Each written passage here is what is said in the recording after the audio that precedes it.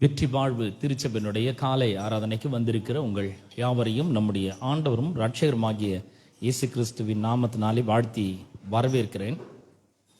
கடந்த பல வாரங்களாக நாம் கிருபை பெருகுகிற கிருபை என்ற தலைப்பிலே நாம் போதனைகளை பார்த்து வருகிறோம். அப்போஸ்தலர் நடபடிகள் 4ஆம் அதிகாரம் 33ஆம் வசனத்தை வாசிக்கிறேன்.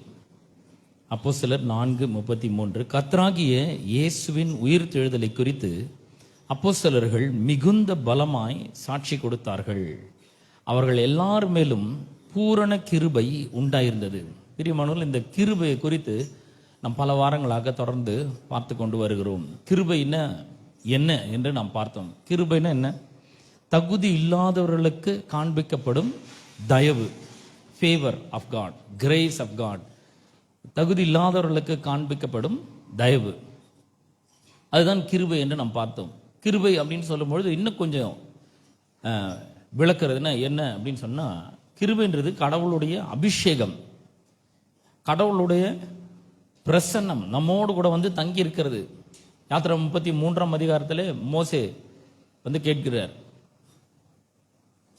நீர் எங்களோடு கூட வராவிட்டால் நாங்கள் இந்த இடத்துல இருந்து புறப்பட மாட்டோம். உம்முடைய கண்களில் எனக்கு கிருபை கிடைத்தது என்று நாங்கள் எதினாலே அறிவோம். நீர் எங்களோட கூட வருவதனால் அல்லவா அப்படின்னு சொல்றார். அப்ப கடவுள் கூட இருக்கிறதான் கிருபை. நான் சொல்றேன், எல்லாரும் உங்களை கைவிட்டுருக்கலாம், ஆனா ஆண்டவர் உங்களோட கூட இருக்கிறார். ஆமே, அவர் உங்களுக்குள்ள இருக்கிறார். அவர் உங்களை ஒரு நாளும் விட்டு விலகிறது இல்லை, உங்களை கைவிடுறதே கிடையாது. அவர் நம்மோட கூட இருக்கிறார். பாருங்க, மோசேக்கு சொல்றாரு, இந்த இவ்வளோ மோசேக்கு முன்னாடி ஒரு பெரிய ஒரு வேலை இருந்தது. என்னன்னா, இஸ்ரவேல் ஜனங்களுக்கு கடவுள் ஒரு வாக்குத்தத்தம் பண்ணியிருந்தார். எகிப்து, பார்வோன் இவர்களுடைய கையில் இருந்தெல்லாம் அவர்களை விடுதலையாக்கி நலமும் விசாலமான பாலும் தேனும் ஓடுகிற தேசத்துக்குள்ள கொண்டு போய் சேர்க்கணும். அதாவது அதை இப்படி சொல்லலாம், ஒரு கெட்ட இடத்துல இருந்து நல்ல இடத்துக்கு அவங்கள கொண்டு போய் சேர்க்கணும். மோசமான இடத்துல இருந்து அவங்கள ஒரு நல்ல இடத்துக்கு கொண்டு போய் சேர்க்கணும் அப்படின்னு ஆண்டவர் வாக்கு பண்ணியிருக்கிறார். இவங்களோட வாழ்க்கை எப்படி இருந்தது? எகிப்து ஜனங்களுடைய, இஸ்ரவேல் ஜனங்களுடைய வாழ்க்கை எப்படி இருந்ததுன்னு சொன்னால் ரொம்ப மோசமாக இருந்தது. பொழுதன்னைக்கும் வேலை, ஓய்வே கிடையாது. அவங்கள பார்த்து கர்த்தர் சொல்றாரு, 6 நாள் வேலை செய்ய, ஒரு நாள் ஓய்ந்துரு, ஒரு நாள் ஃபுல்லாக ரெஸ்ட் உனக்கு அப்படின்றாரு. அது மட்டும் கிடையாது, அவங்களுக்கு வந்து ஏராளமான பொண்ணோட வெள்ளியோட அவர்களை புறப்பட பண்றாரு. தூக்கம் இல்லை, நல்ல சம்பளம் இல்லை, ஒரு பெரிய வசதி இல்லை, சொல்லிக்கிற மாதிரி ஒரு வாழ்க்கை, ஒரு பெரிய ஒரு நல்ல விதத்தில் அவங்களோட வாழ்க்கை இல்லை. வாழ்க்கையில் எப்பவுமே கஷ்டம் இருந்தது, வாழ்க்கையில் எப்போ பார்த்தாலும் துன்பம் இருந்தது, கண்ணீர் இருந்தது, வாழ்க்கையில் வேதனை இருந்தது. 24 மணி நேரம் என்ன பண்ணாங்க, இந்த எகிப்து பார்வோனும் எகிப்தில் இருந்த ஜனங்களும் அவங்கள வந்து துன்புறுத்தி கொண்டே இருந்தாங்க, உபத்திரப்படுத்தி கொண்டே இருந்தாங்க. இது குறித்து நம்ம யாத்திரை 3ஆம் அதிகாரத்தில் நம்ம வாசிக்கும் பொழுது அந்த மக்களுடைய நிலைமை எப்படி இருந்தது என்பதை நாம் பார்க்கிறோம். ஆதியாகமம் 3ஆம் அதிகாரத்தில் நான் ஒரு வசனத்தை வாசிக்கிறேன், 7ஆம் வசனத்தை வாசிக்கிறேன்.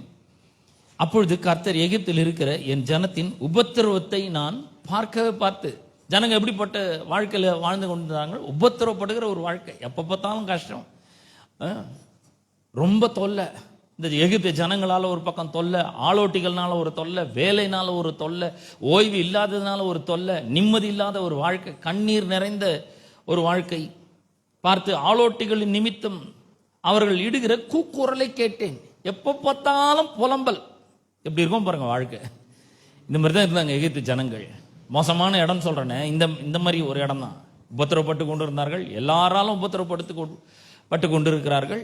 அது மட்டும் இல்லை, அவங்கள வந்து அவர்கள் கூக்குரல் இடுகிறார்கள். எப்போ பார்த்தாலும் ஒரு பெரிய ஒரு புலம்பல். இன்னைக்கு கூட அநேக ஜனங்களோட வாழ்க்கையில் பார்க்கும்பொழுது எப்போ பார்த்தாலும் ஏதாவது ஒன்று நான் நல்லா இருக்கிறேன்னு சொல்றதுக்கே அவங்களுக்கு கஷ்டமா இருக்குது, சொல்லவே முடியல அவங்களால. நான் நல்லா இருக்கிறேங்க, எனக்கு எந்த குறையும் இல்லை, ஆண்டவர் என்ன ரொம்ப நல்லா வச்சுக்கிறாருன்னு சொல்லவே முடியல.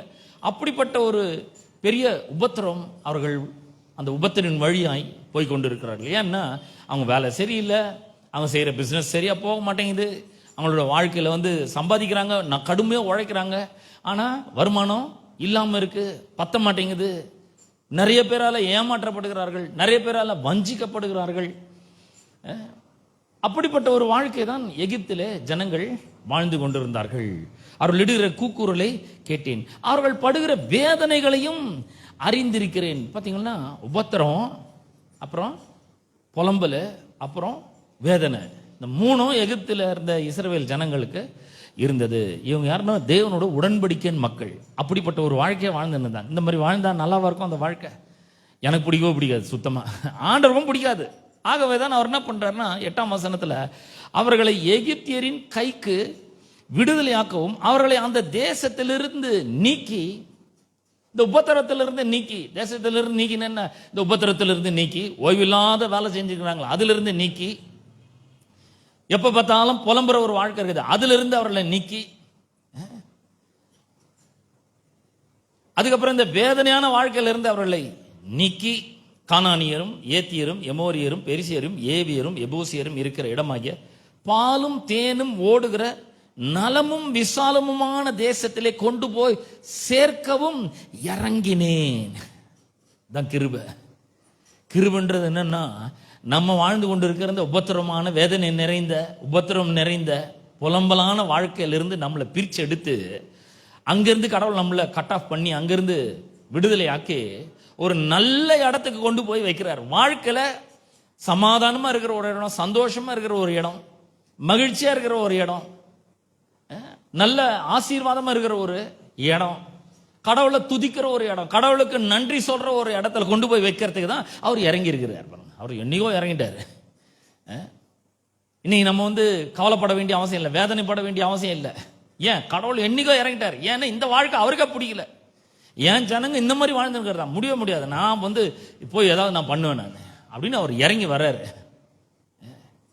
இப்ப இந்த பாலும் தேனும் ஓடுகிற நலமும் விசாலமான தேசத்துல கொண்டு போய் சேர்க்கறதுக்காக ஒரு இறங்கினார். பார்த்தீங்களா?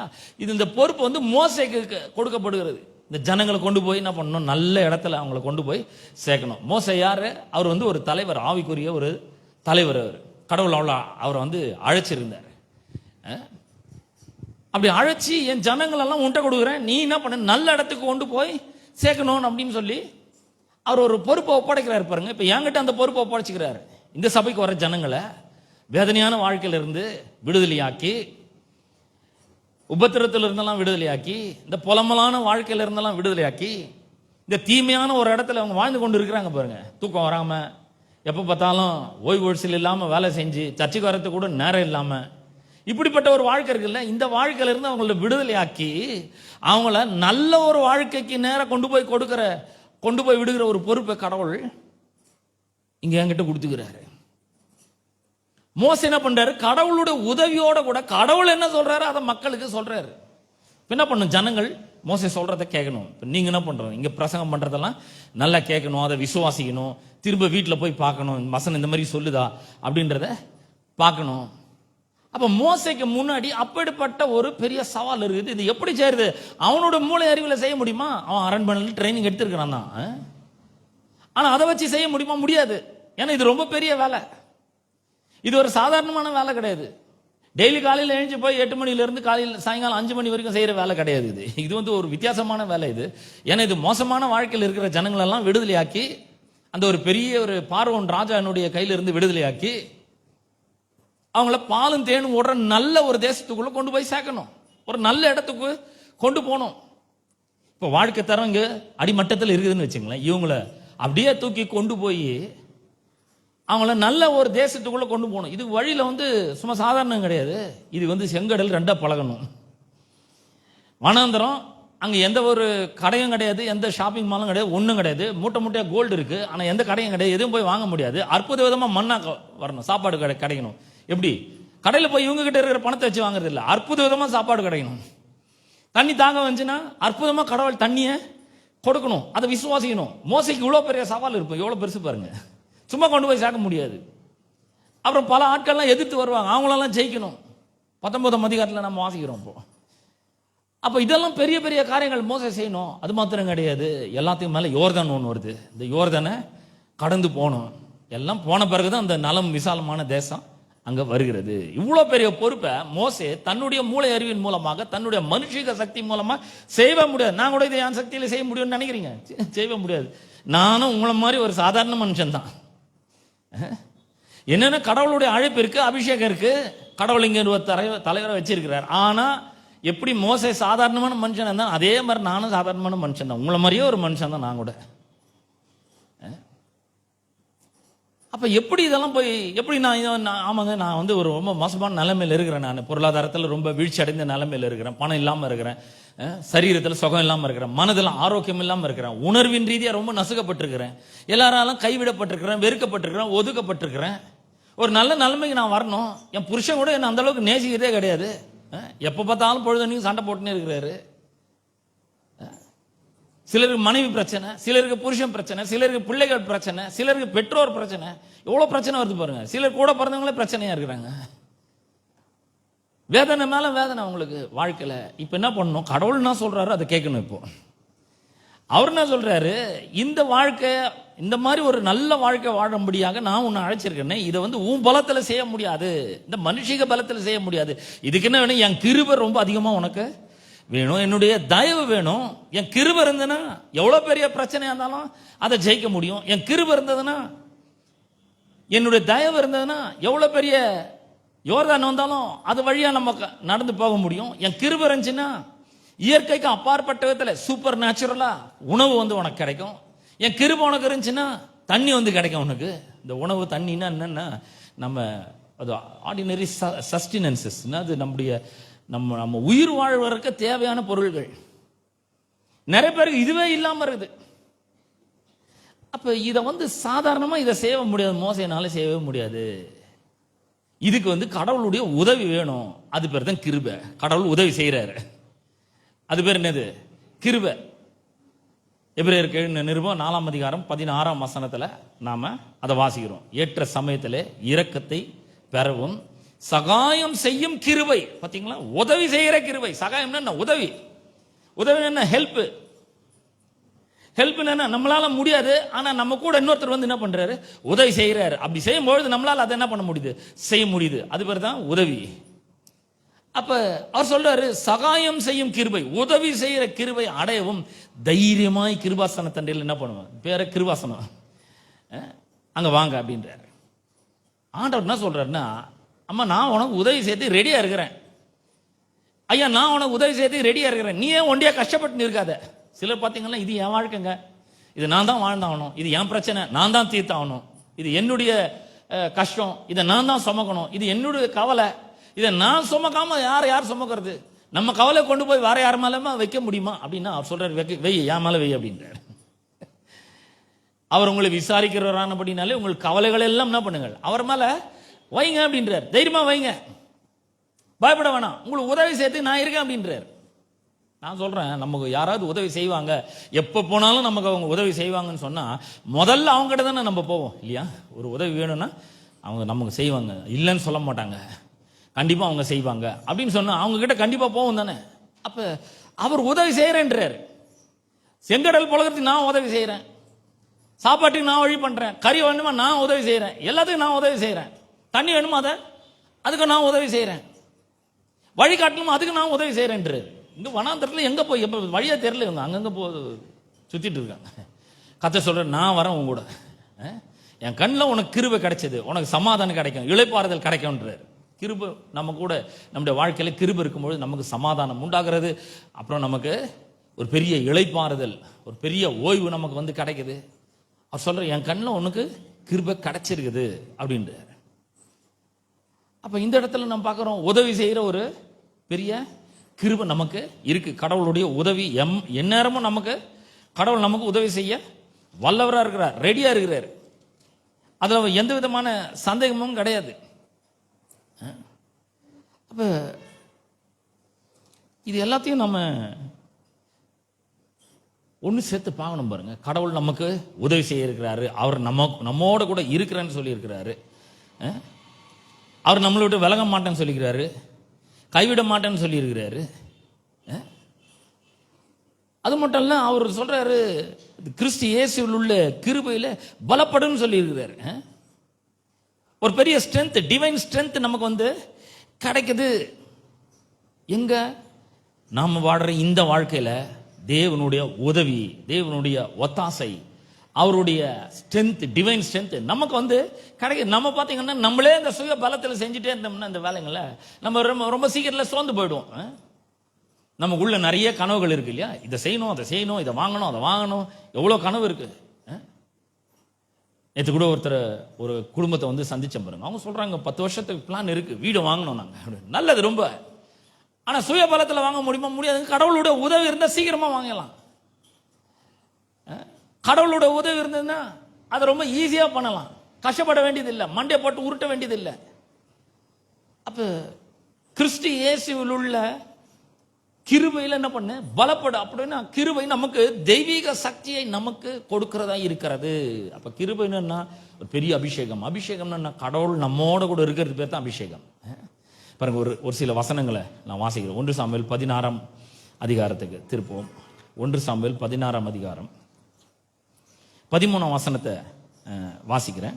13 வசனத்தை வாசிக்கிறேன்.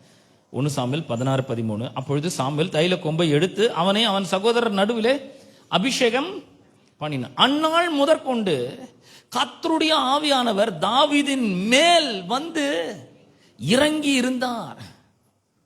அபிஷேகம்ன்றது கடவுள் நம்ம கூட இருக்கிறது பேர் தான் கிருபை. பாருங்க இங்க எப்படி சொல்லிடுது பாருங்க. இன்னொரு வசனத்தை வாசிக்கிறேன். அப்போஸ்தலர் 10 அதிகாரம் 38 வசனத்தை வாசிக்கிறேன். அப்போஸ்தலர் 10:38 வாசிக்கிறேன். நசரேயனாகிய இயேசுவை தேவன் பரிசுத்த ஆவினாலும் வல்லமையினாலும் அபிஷேகம் பண்ணினார். பண்ணியாச்சு. இப்போ யார? கர்த்தராகிய இயேசுவை.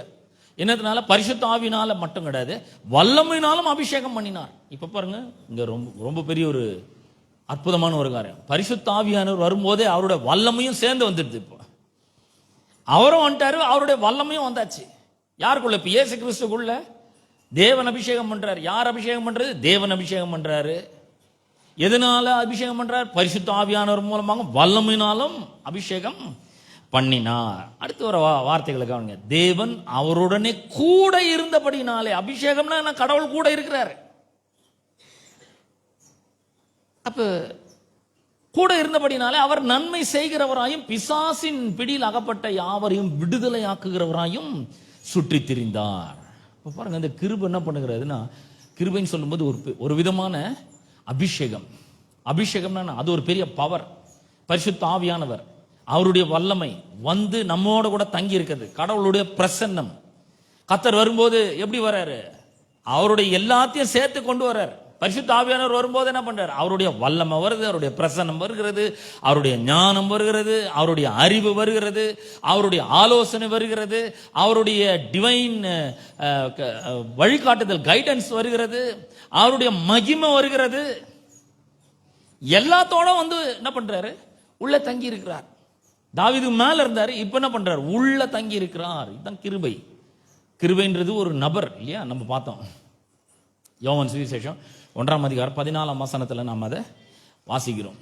யோவான் 1:14 நாம் வாசிக்கிறோம். அந்த வார்த்தை மாம்சமாகி கிருபையினாலும் சத்தியத்தினாலும் நிறைந்தவராய் நமக்குள்ளே வாசம் பண்ணினார். பாருங்க, கிருபை. கிருபைன்றது வந்து அபிஷேகம், சமாதானம், ஓய்வு, கடவுளுடைய பிரசன்னம், கடவுளுடைய உதவி, கடவுளுடைய தெய்வீக சக்தி, இதெல்லாம் இயேசு கிறிஸ்துக்குள்ள இருந்தது. பரிசுத்த ஆவியானவர் அவருடைய வல்லமை எல்லாம் இயேசு கிறிஸ்துக்குள்ள இந்த கிருபை இருந்தது, சத்தியம் இருந்தது, பரிசுத்த ஆவியானவர் உள்ள இருந்தாரு. எல்லாம் எங்க இருந்தது? உங்களை பார்த்தா கேட்கிறேன். எல்லாம் இருந்தது, எல்லாமே இயேசு கிறிஸ்துக்குள்ள இருந்தது. அவர் கிருபையினால நிறைந்தவராக இருந்தார். Full of grace. கொஞ்சம் கூட இடமே இல்லாத அளவுக்கு ஃபுல்லா கிரேஸ் இருக்குது. யாருக்குள்ள? இயேசு கிறிஸ்துக்குள்ள இருக்குது. அப்படின்னா கடவுள் உதவி செய்ய வல்லவரா இருக்கு. அவர் எப்பவுமே அவர் உதவி செய்யறார். கையில கொஞ்சம் தான் இருக்குது, 5 அப்பம் 2 மீன் தான் இருக்குது. ஆனா இதை வானத்துக்கு நேரம் உயர்த்தி ஆசீர்வதிக்கிறாரு. என்ன பண்றாருன்னா கடவுளுடைய உதவி கேட்கிறாரு. ஐயா, எனக்கு முன்னாடி இவ்வளவு பெரிய சவால் இருக்குங்க, இவ்வளவு பேர் சாப்பிடணும், இன்னத்துக்கு எங்கேயும் போய் நாங்கள் வாங்கலாம் முடியாது, எல்லாரும் பசி, 3 நாள் பிரசங்கத்தை கேட்டுன்னு இருக்காங்க, எல்லாம் போய் சாப்பிடணும், இவ்வளோ பெரிய டாஸ்க் முன்னாடி இருக்கு. இப்போ நான் என்ன பண்றது? எனக்கு உதவி செய்யறதுக்கு ஒருத்தர் இருக்கிறாரு. கடவுள் எனக்கு உதவி செய்ய வல்லவராக இருக்கிறாரு. அவர் ஒரு பலப்படுத்த வல்லவராக இருக்கிறாரு. டிவைன் ஸ்ட்ரென்த்தை கொடுக்க வல்லவராக இருக்காரு. தெய்வீக ஞானத்தை கொடுத்துக்கிறார். எல்லாம் உள்ள இருக்குதுன்னு அவர் விசுவாசிக்கிறார். இயேசு கிறிஸ்துக்குள்ள எல்லாமே இருக்கு இல்லையா? 14 வசனம் அப்படித்தானே சொல்லுது. கிருபையினாலும் சத்தியத்தினாலும் நிறைந்தவராய் ஃபுல்லா இருக்கிறார். அவர் கிருபை ஃபுல்லா இருக்குது. அதுக்கு மேல கிருபை வரவே முடியாது. அவ்வளவு ஃபுல்லா இருக்குது அவருக்குள்ள கிருபை. ஒரு முறை நான் கிருபைன்னு சொல்லும் போதும் தெய்வீக சக்தி, சமாதானம், இளைப்பாறுதல், கடவுளோட பிரசன்னம், அப்புறம் தேவனுடைய உதவி, அப்புறம் தேவனுடைய தைரியம், ஸ்ட்ரென்த், தெய்வீக சக்தி எல்லாம் உள்ள இருக்குது. கிருபையின் போது அதுதான் அவருக்குள்ள இருக்குது.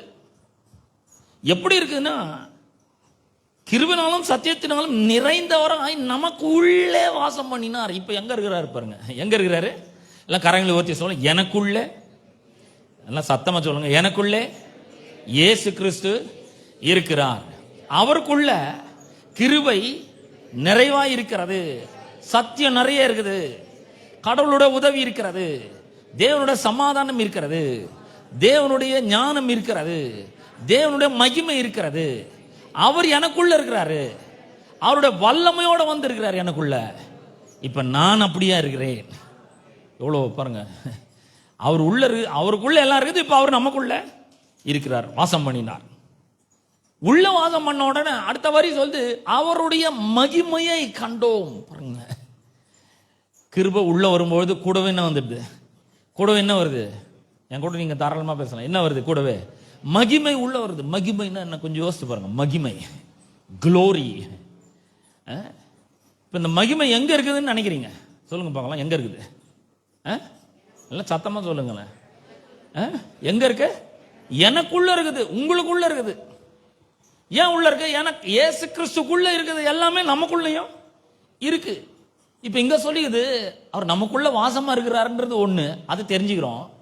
வாசமா இருக்கிறாருன்னு ஒண்ணு என்ன பண்ண, அவருடைய மகிமையை, அவருடைய மகிமையை என்னங்க உங்க பைபிள பாருங்க, அவருடைய மகிமையை கண்டோம். நீங்க கண்டிருக்கீங்களா? அவருடைய மகிமை வெளிப்பட்டிருக்குதா உங்க மூலமா? உங்களுக்குள்ள மகிமை இருக்குதுன்னு முதல்ல நம்புறீங்களா? மகிமை அப்படின்னு சொன்ன என்ன அர்த்தம் பாருங்க. மகிமைன்னா அது ஒரு பெரிய ஒரு பிரகாசம், ஒரு பெரிய வெளிச்சம், பெரிய வெளிச்சம். நம்ம நினைக்கிற இந்த உலகமே ரொம்ப மோசமா இருக்குதுங்க. இந்த உலகம் வந்து பொல்லாத உலகமா இருக்கு, அசிங்கமா இருக்குது, அப்புறம் ரொம்ப இருளா இருக்குது. இருளின் காரியங்கள்லாம் இந்த உலகத்தில் நடக்குது. இந்த உலகத்தெல்லாம் வாழவே முடியாது அப்படின்னு நம்ம நினைக்கிறோம். ரொம்ப அசுத்தமா இருக்குது, அருவருப்பான காரியங்கள் நடக்குது இந்த உலகத்துல, இருளான காரியங்கள் இருக்கு. இந்த உலகத்தெல்லாம் நம்ம மனுஷன் வாழ்வானா? வாழவே முடியாது இப்படி எல்லாம் நம்ம நினைக்கிறோம். ஆனா பாருங்க, இங்க ஒரு வசனம் சொல்லுறது, அவருடைய மகிமையை நாம் என்ன பண்ணோம்? கண்டோம். அப்ப முதல்ல காண்றதுக்கு முன்னாடி மகிமை என்னன்னு தெரியணும். எங்க இருக்கு மகிமை? எங்க இருக்குன்னு சொன்ன எங்க இருக்குங்க? வசனத்தின்படி மகிமை எங்க இருக்கு? நீங்க பேசுங்களேன் கொஞ்சம் நல்லா. யாருக்குள்ள இருக்கு? எனக்குள்ள இருக்கு. எல்லாம் நல்லா கொஞ்சம் நல்லா வாயை திறந்து சத்தமா சொல்லலாம்ல. நம்ம இங்க ஆராதனையில தானே இருக்கிறோம். கடவுள் நாமத்துக்கு மகிமை உண்டாகும்படி நம்ம வாயை திறந்து நல்லா சொல்லலாம். எங்க இருக்குது மகிமை? எனக்குள்ள இருக்கு இல்லையா? உள்ள இருக்கா மகிமை? இருக்கிறவங்களாம் கரங்களை ஒட்டி அல்லேலூயா சொல்லுவோம். ஹல்லேலூயா. உள்ள மகிமை இருக்கு. இந்த மகிமை என்ன பண்ணுது? பிரகாசிக்குது. இப்போ எக்கச்சக்கமான வெளிச்சம், உள்ளந்து பயங்கரமான ஒரு வெளிச்சம் பிரகாசிக்குது.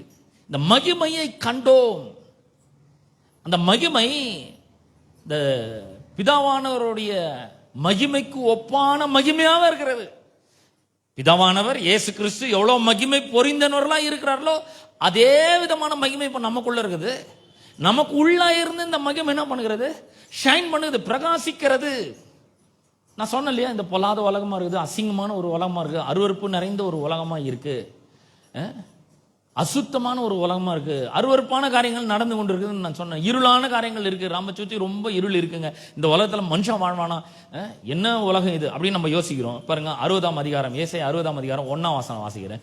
எழும்பி பிரகாசி, உன் ஒளி வந்தது, இருள் ஜனங்களையும், இருள் பூமியையும், காரிருள் ஜனங்களையும் மூடும், ஆனாலும் உன்மேல் கர்த்தர் உதிப்பார். நல்லா கவனிங்க, 1ஆம் வசனம் வாசிக்கிறேன். எழும்பி பிரகாசி. இப்போ உள்ள என்ன இருக்குது?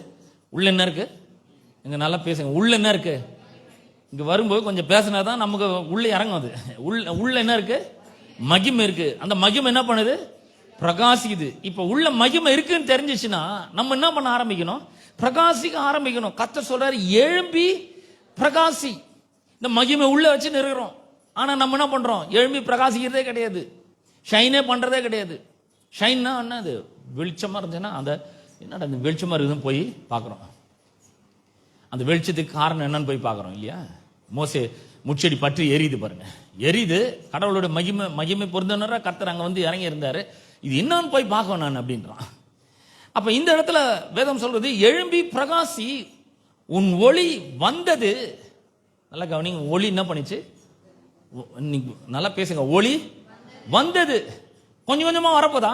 இல்ல, ஏற்கனவே வந்தாச்சு. என்னது? ஒளி வந்தாச்சு. ஒளி என்னது? மகிமை. இந்த மகிமை உள்ள வந்தாச்சு. அப்புறம் வேதம் சொல்றது, கர்த்தருடைய மகிமை உன்மேல் உதித்தது.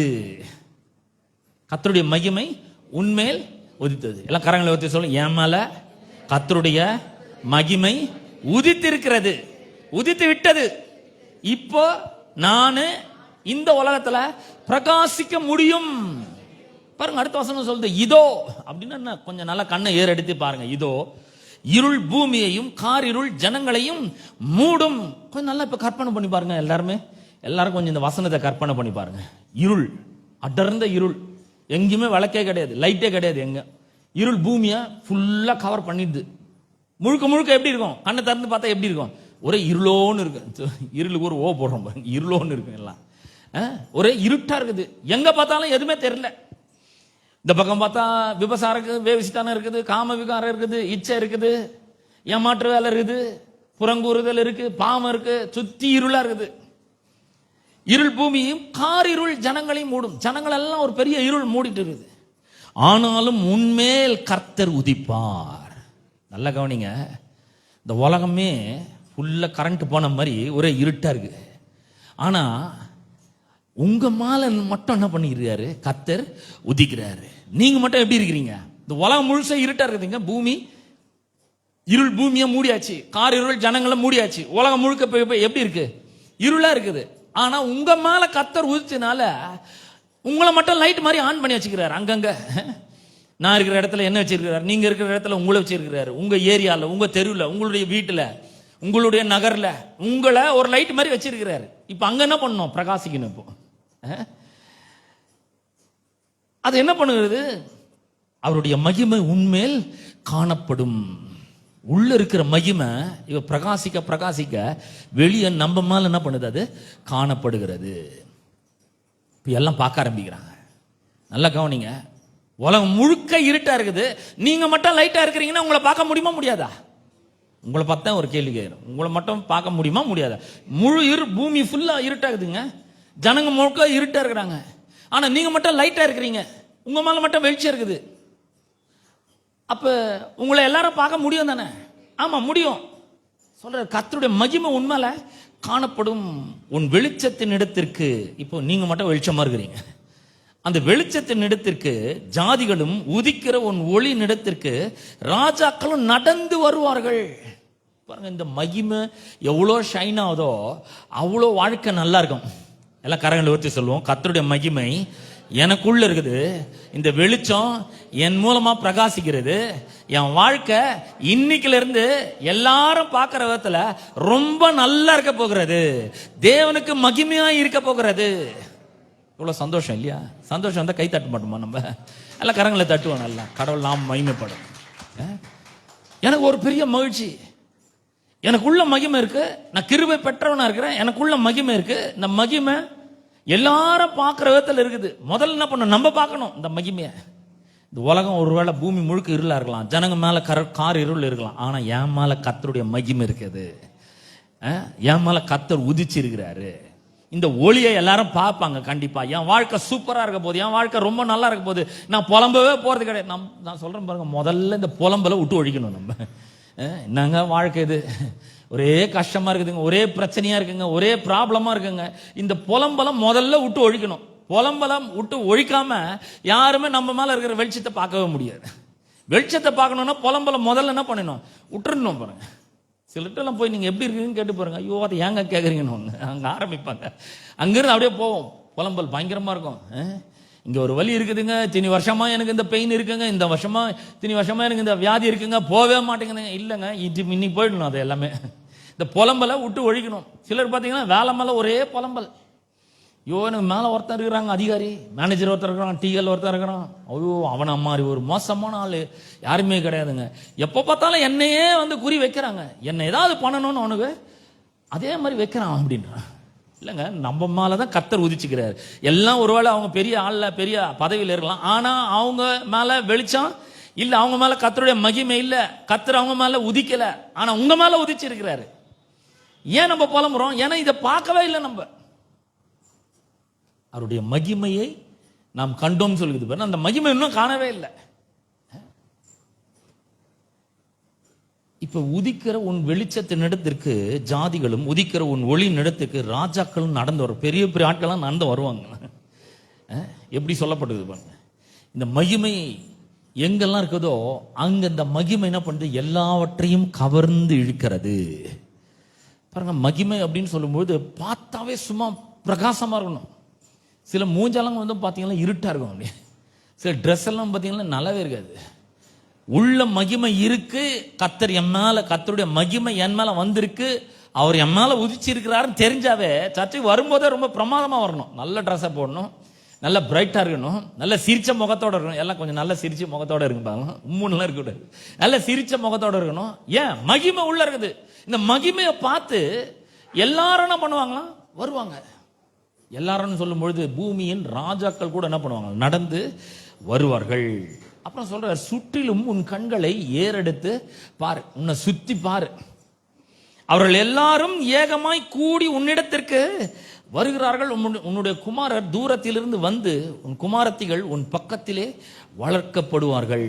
அப்பொழுது நீ அதை கண்டு ஓடி வருவாய், உன் இருதயம் அதிசயப்பட்டு பூரிக்கும். இருதயம் அப்படியே சும்மா சம சந்தோஷமா இருக்குமா? என்னைக்காவது அந்த மாதிரி ஒரு சந்தோஷத்தை அனுபவிச்சிருக்கீங்களா? இன்னைக்கு அனுபவிக்கணும் அதை. கடவுள் உள்ள இருக்கிறாரு, அவருடைய மகிமை இருக்குது, அவருடைய உதவி இருக்கு, அவருடைய சமாதானம் இருக்கு, அவருடைய சந்தோஷம் இருக்கு, அவருடைய வல்லம் இருக்கு, அவருடைய பிரசன்னம் இருக்கு, அவருடைய தெய்வீக சக்தி உள்ள இருக்குது. எல்லாத்தையும் வச்சு நம்ம உம்முன்னு இருந்தா எப்படி மகிழ்ச்சியா இருக்கணும்?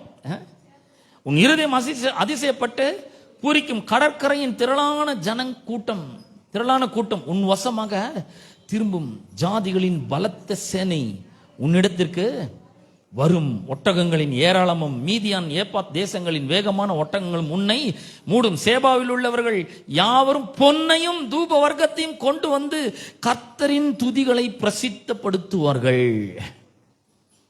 மகிமை நம்ம மேல உதிக்கும் பொழுது கோல்டுலாம் வரும்னு சொல்லியிருக்கிறேன். எத்தனை பேர் விசுவாசிக்கிறீங்க? நான் விசுவாசிக்கிறேன்பா. மீதி பேர்லாம் என்னாச்சு? எவ்வளவு பேர் விசுவாசிக்கிறீங்க? கர்த்தருடைய மகிமை நம்ம மேல இருக்கும் பொழுது, அவருடைய கிருபை நம்ம மேல இருக்கும் பொழுது சொல்றாரு, எல்லா திரளான ஜனங்கள் உன்னை நோக்கி வருவார்கள். அது மட்டும் இல்ல, பொன்னை கொண்டு வருவார்கள். இயேசுவின் மேல கிருபை இருந்தது. அவர் பிறந்த உடனே பொண்ணை கொண்டு வந்தாங்களா இல்லையா? அவர் வச்சு என்ன பண்ண போறாரு? அவருக்கு வேண்டியது கொஞ்சோண்டு பால், அவ்வளவுதான். ஆனா அவர்கள், இந்த ஞானிகள் வந்து, 3 ஞானிகள் வந்து கிழக்கிலிருந்து வந்து தங்களுடைய பொக்கிஷங்களை திறந்து பொன்னையும் தூப வர்க்கத்தையும் வெள்ளை போளத்தையும் என்ன பண்றாங்க? எடுத்து கொடுக்கிறார்கள். ஏன்னா கிருபை இருக்குது, மகிமை இருக்கு. அதெல்லாம் இருக்கும்போது இதெல்லாம் வரும் கண்டிப்பா. எல்லாம் நம்மளை நோக்கி வர ஆரம்பிக்கும். நான் சொல்றேன், சாதாரண பணமே நம்மளை நோக்கி வர மாட்டேங்குது பலருக்கு. ஏன்னா இந்த மகிமை அவர்கள் காணவில்லை. இன்னும் கிருபை இருக்குதுன்னு வழங்க மாட்டேங்குது. கிருபனை என்னன்னு வழங்க மாட்டேங்குது. உள்ளதான் இருக்குது. கர்த்தர் என்னோட கூட இருக்கிறாருன்றது அவங்களுக்கு விளங்கவே மாட்டேங்குது. பாருங்க, அவர் கூட இருக்கிறாருன்னா அவருடைய மகிமை உள்ள இருக்கு, அவருடைய பவர் இருக்கு, அவருடைய பீஸ் சமாதானம் இருக்கு, அவருடைய பிரசன்னம் இருக்கு. அது இருக்கும்பொழுது நாம் எல்லாவற்றையும் கவர்ந்து நம் பக்கமாக இழுக்கிறவர்களாக இருக்கிறோம். எல்லாம் நம்மளை நோக்கி வர ஆரம்பிக்குது. கொஞ்சம் கற்பனை பண்ணி பாருங்களேன், எல்லாம் நம்மளை நோக்கி வந்தா எப்படி இருக்கும்? அப்ப இந்த வேலையை நம்முடைய பலத்தில் செய்யவே முடியாது. இதுக்கு அவருடைய பலன் ரொம்ப ரொம்ப முக்கியம். ஆகவே தான் அவர் என்ன பண்றாருன்னா, அவருடைய பலனை அவர் நமக்கு தருகிறார். எப்படி தர்றாருன்னா, அப்போஸ்தலர் 1ஆம் அதிகாரம் 8ஆம் வசனம் சொல்லுகிறது, பரிசுத்த ஆவி உங்களிடத்தில் வரும்பொழுது நீங்கள் பலன் அடைந்து, when the Holy Spirit comes to you, you will receive power. நல்ல கவனிங்க, பரிசுத்த ஆவியானவர் வரும்பொழுது கூடவே என்ன வருதான்? வல்லமை வருகிறது, பவர் வருகிறது உள்ள. நம்ம நினைக்கிறோம் நம்ம பலவீனமான ஆட்கள்ங்க. ஏன் அப்படி சொல்றோம்? ஏன்னா வெளிப்புறமாவே நம்ம பார்த்துட்டு இருக்கிறோம். இந்த கண்ணு, இந்த காது, இந்த முகம், இந்த சரீரம், இந்த கை இந்த காலையே பார்த்துட்டே இருக்கிறோம். உள்ளான மனுஷனை யாருமே பார்க்கவே இல்லை. உள்ளான மனுஷன்ல எக்கச்சக்கமா வச்சிருக்கிறார் ஆண்டவர். உள்ளான மனுஷன்ல பரிசுத்த ஆவியானவரே வந்து உள்ள தங்கி இருக்கிறாரு. நம்முடைய ஆவியும் அவருடைய ஆவியும் ஒன்னாயிட்டு இருக்குது. நீங்க வந்து கொஞ்சம் சந்தேகமா பாக்குறீங்க பாருங்க. 1 கொரிந்தியர் 6ஆம் அதிகாரம், 1 கொரிந்தியர் 6ஆம் அதிகாரம் 18ஆம் வசனத்தை உங்களுக்கு வாசிக்கிறேன். 17ஆம் வசனத்தை வாசிக்கிறேன். 17ஆம் வசனம். அப்படியே கர்த்தரோடு இசைந்து இருக்கிறவனும் அவருடனே ஒரே ஆவியா இருக்கிறான். நம்முடைய ஆவி வேற, பரிசுத்த ஆவியானவர் வேற மாதிரி இல்ல. 2 ஆவியா இருக்குது உள்ள இல்ல. இந்த பரிசுத்த ஆவியானவர் நம்முடைய ஆவியோட கூட உள்ள வந்து தங்கிட்டார் உள்ள.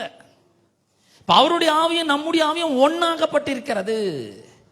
இப்ப வல்லமை எங்க இருக்குது? இந்த சரீரத்திலே. அந்த சரீரத்தில் இருக்கு இல்ல. இந்த சரீரம் கடவுளுடைய ஆலயமா இருக்குது. 19ஆம் வசனத்துல அவர் சொல்ற, இந்த சரீரமானது நீங்கள் தேவனாலே பெற்றும் உங்களில் தங்கியும் இருக்கிற பரிசுத்த ஆவியானவருடைய ஆலயமா இருக்கிறது என்றும் நீங்கள் உங்களுடைய அல்லவென்றும் அறியீர்களா? உங்களுக்கு தெரியாதா?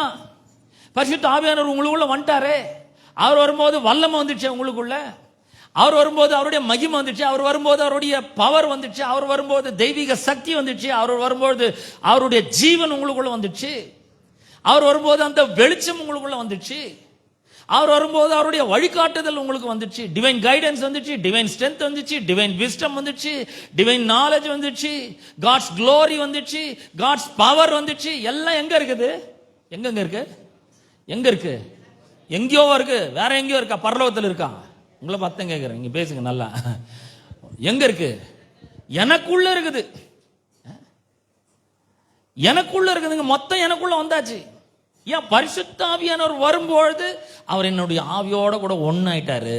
அவர் என்னைக்கு வந்தாரோ அவருடைய வல்லமையும் எனக்குள்ள வந்தாச்சு. என்ன வல்லமை? எல்லா வல்லமையும் உள்ள வந்தாச்சு. மொத்த வல்லமை வந்தாச்சு. பாருங்க, அப்போஸ்தலர் 4ஆம் அதிகாரத்துல நம்ம வாசித்தோம். 33ஆம் வசனத்தை வாசித்தோம் இல்லையா? இப்போ 2ஆம் அதிகாரத்துல, 1ஆம் அதிகாரத்துல, அப்போஸ்தலர் 1ஆம் அதிகாரம் 5ஆம் வசனத்துல இயேசு சொல்றாரு, அவங்களுக்கு ஒரு பிரதான கட்டளை எல்லாம் கொடுத்தாரு. நீங்க உலகம் முழுக்க போகணும், சகல ஜாதிகளையும் சீஷராக்கணும், பிதா குமார் நாமத்தினால பரிசுத்த ஆவி நாமத்தினால அவர்களுக்கு ஞானஸ்நானம் கொடுக்கணும், நான் உங்களுக்கு சொன்ன எல்லாத்தையும் அவங்களுக்கு போதிக்கணும், அவங்கள சீஷராக்கணும், போதிக்கணும், சீஷராக்கணும், ஞானஸ்நானம் கொடுக்கணும், உலகம் முழுக்க போகணுன்றார். எவ்வளவு பெரிய வேலை!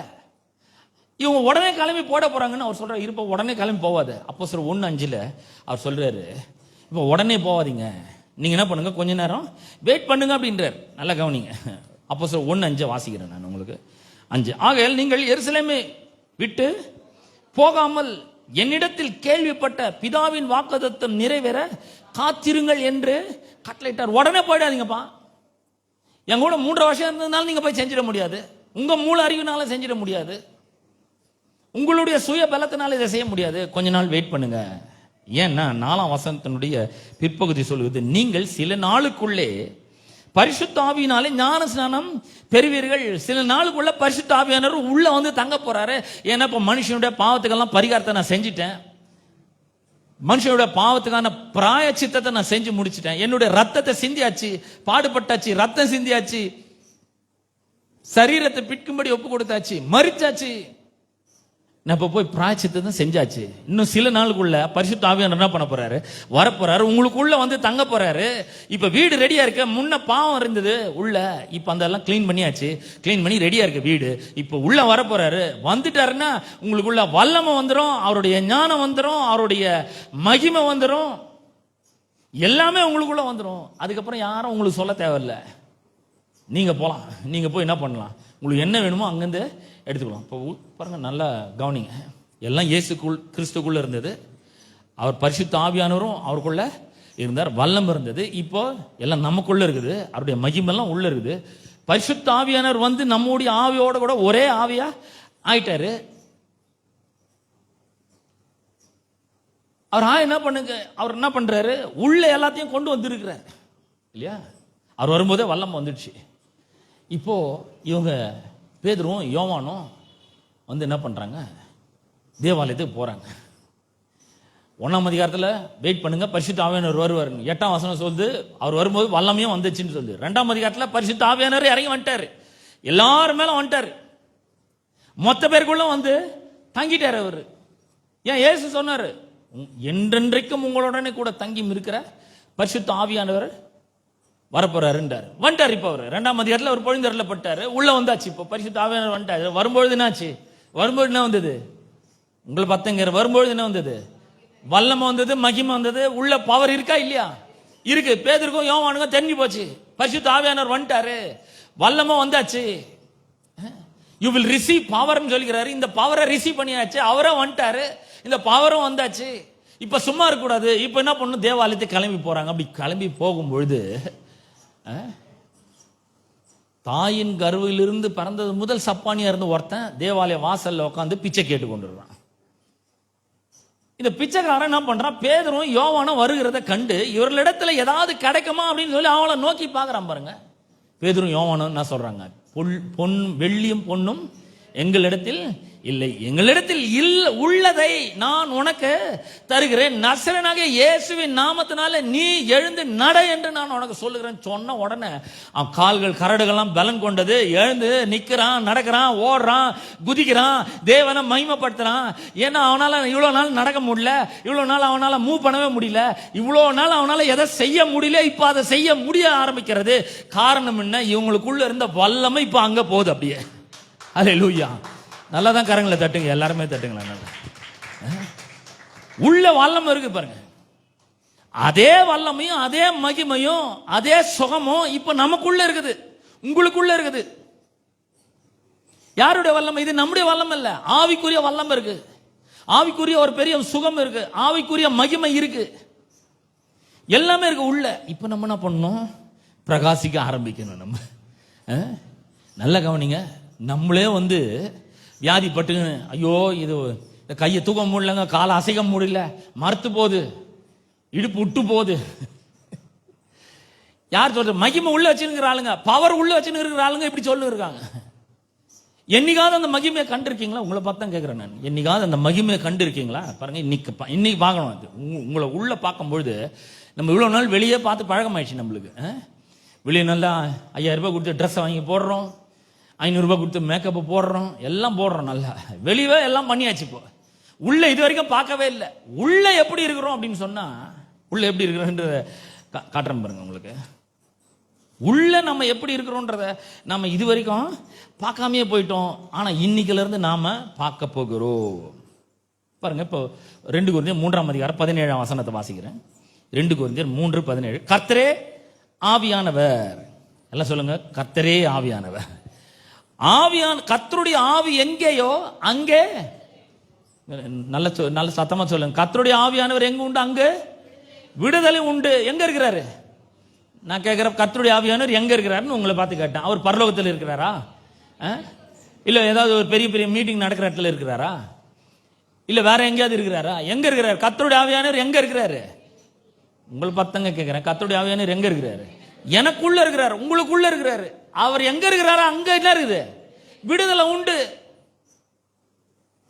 உங்களுக்கு ஒரு உற்சாகமாவே இல்லையா? உங்களுக்கு உள்ளவே இருக்கிறாரு பரிசுத்த ஆவியானவர், உங்களுக்குள்ள இருக்கிறாரு. அவர் எங்க இருக்கிறாரு அங்க விடுதலை உண்டு. ஆனா எல்லாரும் என்ன பண்ணுகிறோம்? கட்டப்பட்டிருக்கிற மாதிரியே பேச்செல்லாம் பாத்தீங்கன்னா, ஐயோ பணம் கட்டணுங்க, என்ன பண்றதுன்னு தெரியல, சரீரத்தில் இவ்வளவு பிரச்சனைகள் இருக்கு, என்ன பண்றதுன்னே தெரியல. உள்ள இருக்கிறாருங்க, விடுதலையின் ஆவியானவர் உள்ள இருக்கிறாரு, மகிமையின் ஆவியானவர் உள்ள இருக்கிறாரு, நித்திய ஆவியானவர் உள்ள இருக்கிறாரு, அற்புத சக்தியை வச்சிருக்கிற ஆவியானவர் உள்ள இருக்கிறாரு. இப்ப எங்க பார்க்கணும்? நீங்க வெளியே பார்க்கணுமா உள்ள பார்க்கணுமா? எங்க பார்க்கணுங்க? கொஞ்சம் நல்லா சத்தமா சொல்லுங்க, எனக்கு கேட்கவே இல்லை, நீங்க சொல்றதே கேட்கல. எங்க பார்க்கணும்? இப்போ உள்ள பார்க்கணும். உள்ள ஏன் பார்க்கணும்னா, கர்த்தருடைய ஆவியானவர் எங்க இருக்கிறாரு அங்க விடுதலை உண்டு. அவர் எனக்குள்ள இருக்கிறாரு, எனக்குள்ள இருக்குது விடுதலை. பொருளாதார விடுதலை இருக்கிறது, சரீர சுகத்து வியாதியிலிருந்து விடுதலை இருக்கிறது, குடும்ப பிரச்சனையிலிருந்து விடுதலை எனக்குள்ள இருக்கிறது. இப்போ நமக்கு ஒரு ஏதாவது ஒன்று வேணும்னா எங்க பார்க்கணும்? எங்கங்க? உங்க சித்தப்பாவை பார்க்கணும், உங்க சித்தப்பாவை பார்க்கணுமா, இல்லை உங்க மாமாவை பார்க்கணுமா, இல்லை உங்க புருஷனை பார்க்கணுமா? சில பார்த்தீங்கன்னா புருஷனையே கட்சி ஓட்டுறது சரியே இல்லைங்க. அவரு ஏதாவது சொல்லுங்க, அவருக்கு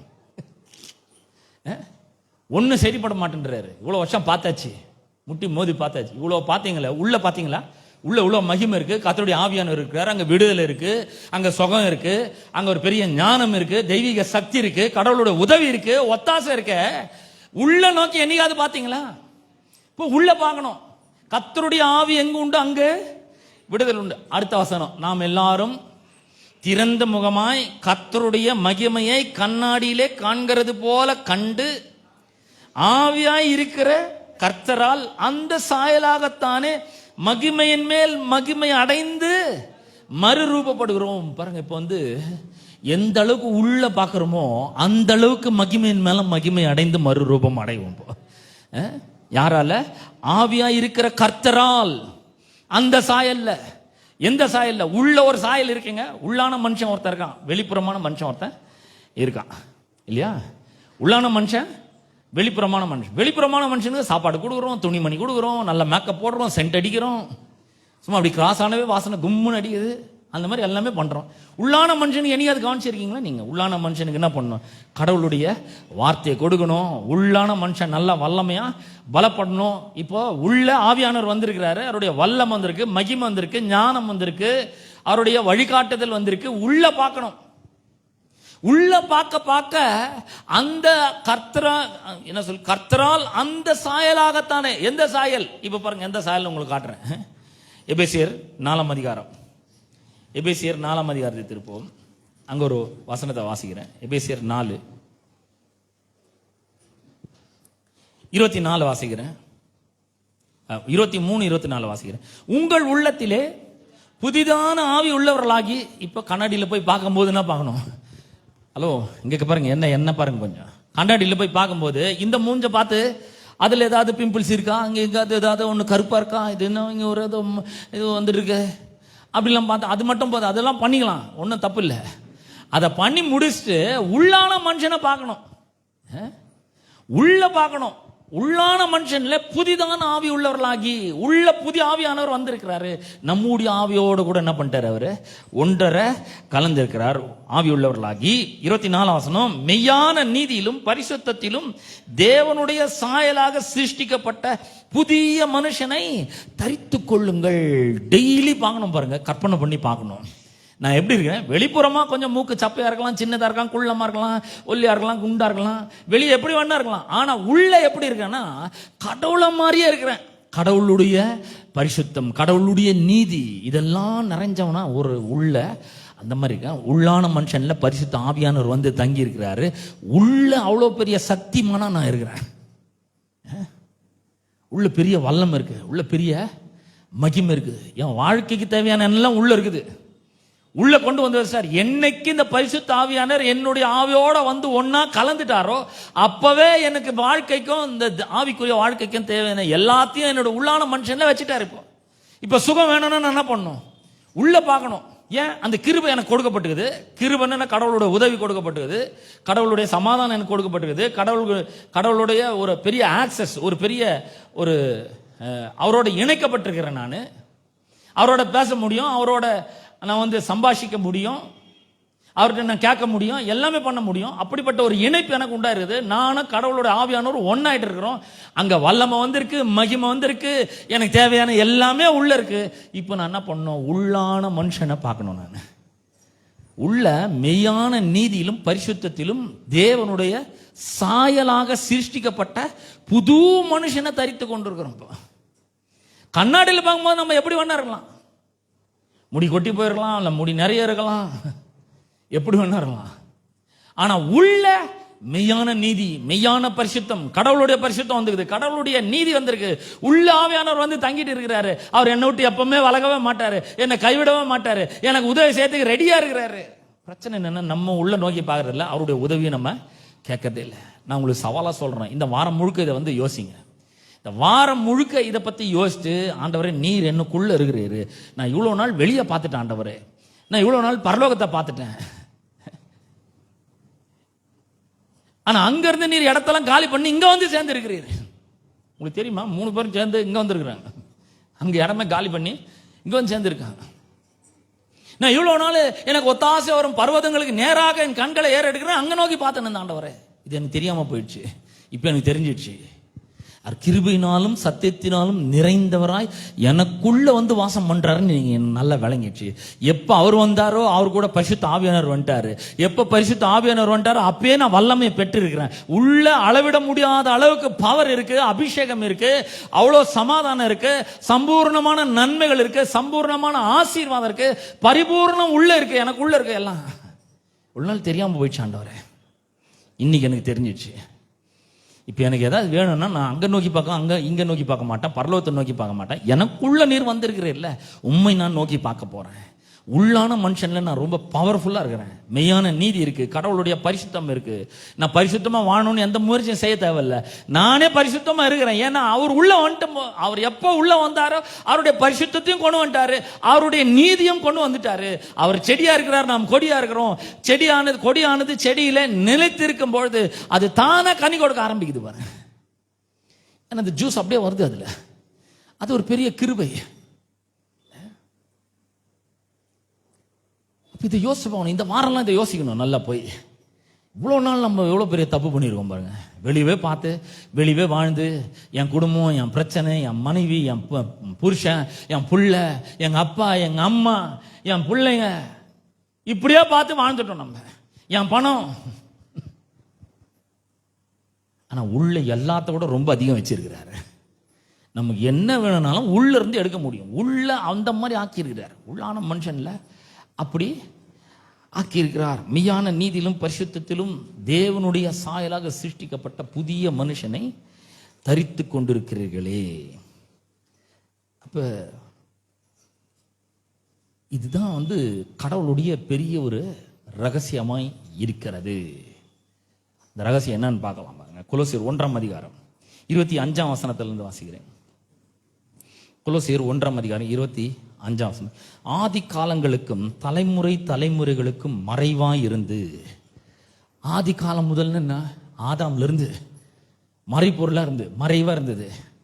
தலைமுறையா மறைவா இருக்குது. ஏதோ ஒரு விஷயம் மறைவா இருக்கு.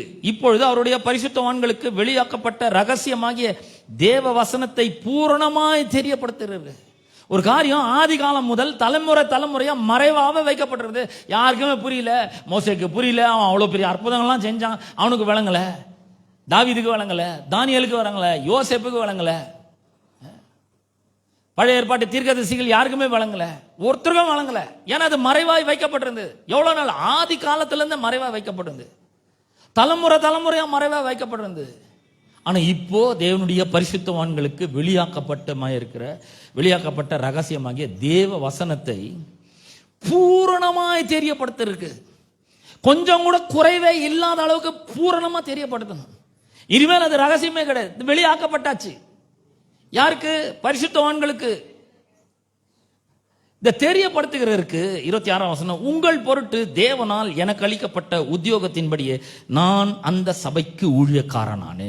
ஏன் இந்த சபைக்கு நான் ஊழியக்காரனா இருக்கிறேன்னா, கடவுள் ஆதி காலம் முதல் தலைமுறையாக மறைவாய் வைக்கப்பட்டிருந்த அந்த ரகசியத்தை வெளிப்படுத்த இருக்கு. தேவ வசனமாகிய ரகசியமாகிய தேவ வசனத்தை பூரணமா தெரியப்படுத்துறதுக்கு உங்கள் பொருட்டு எனக்கு அளிக்கப்பட்ட ஒரு உத்தியோகத்தின்படியே அந்த சபைக்கு நான் ஊழியக்காரனானேன். இப்ப அவர் சொல்றார், புறஜாதிகளுக்குள்ளே விளங்கிய இந்த ரகசியத்தில் உள்ள மகிமையின் ஐஸ்வர்யம். நல்லா கவனிங்க, நம்ம கற்பனை கூட பண்ணி பார்க்க முடியாத ஒரு குளோரியஸ் ரிச்சஸ் தான் அந்த ரகசியம். எங்க இருக்கு? தேவ வசனத்தில் இருக்குது.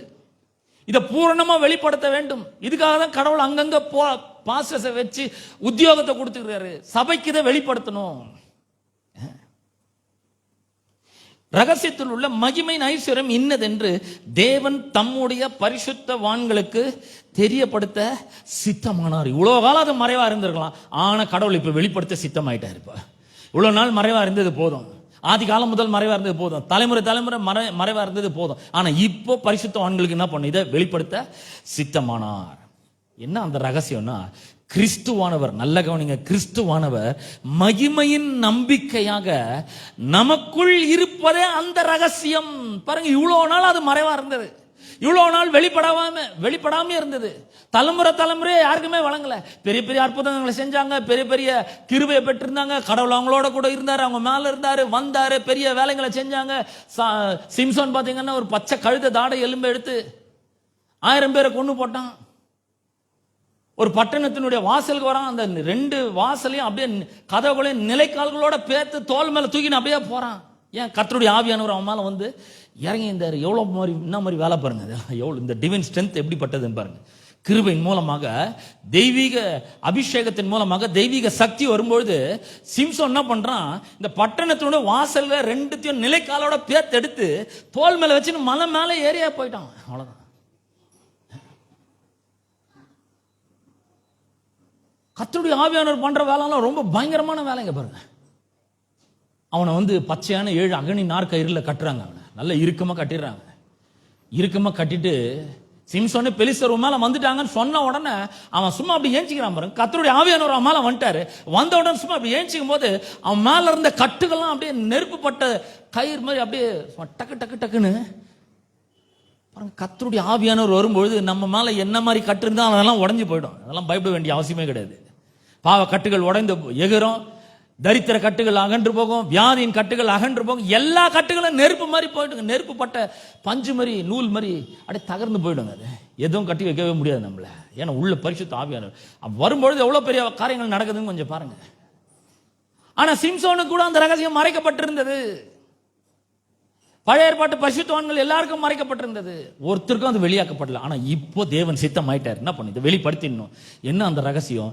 கிறிஸ்துவானவர் மகிமையின் நம்பிக்கையாக எனக்குள் உங்களுக்குள் இருப்பதுதான் அந்த ரகசியம். அந்த ரகசியம் வெளிப்பட்டாச்சு. இப்போ உங்களுக்கும் சொல்லியாச்சு. பரிசுத்த ஆவியானவர் இப்போ உங்களுக்குள்ள வந்து தங்கிட்டாரு. கிறிஸ்து உங்களுக்குள்ள இருக்கிறாரு.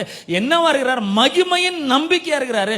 நம்ம வாழ்க்கையில நம்பிக்கை இழக்கிற ஒரு நேரத்துல உள்ள நோக்கி பார்க்கும் பொழுது கிறிஸ்துவான உள்ள இருக்கிறார்ன்ற அறிவு நமக்கு வரும்பொழுது அவருக்குள்ள வந்து மகிமை இருக்கு, வல்லமை இருக்கு, பிரசன்னம் இருக்கு, சமாதானம் இருக்கு, செழிப்பு இருக்கு, ஆசீர்வாதம் இருக்கு, எல்லாமே இருக்கு. நமக்கு தேவையான எல்லாமே இருக்குன்னு நினைக்கும் பொழுது உள்ள இருக்கிறது என்ன பண்ணுவோம்? நம்ம வேலை ஆரம்பிக்கப்படுகிறது.